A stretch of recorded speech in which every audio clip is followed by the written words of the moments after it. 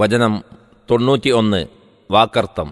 മത്തഖദല്ലാഹു, അല്ലാഹു സ്വീകരിച്ചിട്ടില്ല, ഏർപ്പെടുത്തിയിട്ടില്ല, മിം വലദിൻ, യാതൊരു സന്താനത്തെയും, വമാക്കാന, ഇല്ലതാനും, മഅഹു, അവനോടൊപ്പം, മിൻ ഇലാഹിൻ, ഒരു ഇലാഹും ആരാധ്യനും, ഇതൻ, എന്നുവരികിൽ, അങ്ങനെയാണെങ്കിൽ, ലദഹബ, പോകുമായിരുന്നു, കുല്ലു ഇലാഹിൻ, ഓരോ ഇലാഹും, ബിമാ ഖലഖ, താൻ സൃഷ്ടിച്ചതും കൊണ്ട്, വല അല, പൊങ്ങച്ചം കാണിക്കുകയും ചെയ്യും, ഔന്നത്യം കാണിക്കുകയും ചെയ്യും, ബഅദുഹും, അവരിൽ ചിലർ, അലാ ബഅദിൻ, ചിലരുടെ മേൽ ചിലരോട്, സുബ്ഹാനല്ലാഹി, അല്ലാഹു പരിശുദ്ധൻ, അമ്മാ യസിഫൂൻ, അവർ വർണ്ണിച്ചു പറയുന്നതിൽ നിന്ന്.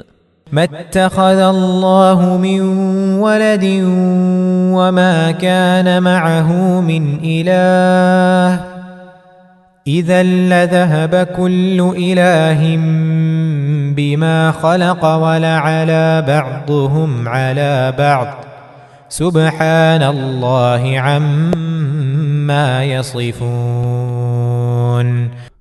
അല്ലാഹു യാതൊരു സന്താനത്തെയും സ്വീകരിച്ചിട്ടില്ല, അവനോടൊപ്പം യാതൊരു ഇലാഹും ഇല്ലതാനും, ഉണ്ട് എന്നു വരികിൽ ഓരോ ഇലാഹും അവൻ സൃഷ്ടിച്ചതും കൊണ്ടുപോകുകയും അവരിൽ ചിലർ ചിലരുടെ മേൽ പൊങ്ങച്ചം കാണിക്കുകയും ചെയ്യുമായിരുന്നു. അവർ വർണ്ണിച്ചു പറഞ്ഞുകൊണ്ടിരിക്കുന്നതിൽ നിന്ന് അല്ലാഹു മഹാപരിശുദ്ധൻ. വചനം 92 വാക്കർത്ഥം. ആലിമിൽ ഗൈബി, അദൃശ്യത്തെ അറിയുന്നവനാണ്, വശഹാദതി, ദൃശ്യത്തെയും, ഫതആല, അപ്പോൾ അവൻ മഹോന്നതനാകുന്നു, വളരെ ഉന്നതനായിരിക്കുന്നു, അമ്മാ യുശ്രികൂൻ, അവർ പങ്കുചേർക്കുന്നതിൽ നിന്ന്. ആലിമിൽ ഗൈബി വശഹാദതി ഫതആല അമ്മാ യുശ്രികൂൻ.